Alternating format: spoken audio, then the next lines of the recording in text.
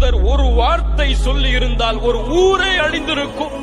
சாதாரண வார்த்தைகளை அவர்கள் சொல்லவில்லை. தூதரை பார்த்து ஒருவர் கேட்டார், முஹம்மதே, அல்லாவிற்கு வேறு ஆள் இல்லையா? உன்னை தவிர வேறொருவரை தூதராக அனுப்புவதற்கு?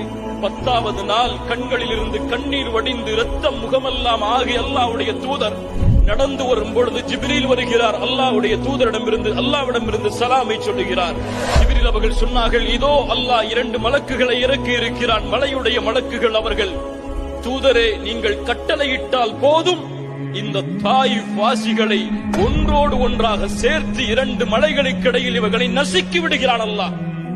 அவர்கள் சொன்னார்கள், இல்லை, வேண்டாம், இவர்கள் இந்த ஈமானை ஏற்றுக்கொள்ளாவிட்டாலும் இவர்களை பின்தொடர்ந்து வரக்கூடிய சமூகம் இந்த ஈமானை ஏற்றுக்கொள்ளும். வல்லாஹி, அல்லாஹ்வுடைய தூதரை தவிர வேறு யாரும் இந்த பதிலை திருப்பி கூறியிருக்க முடியாது.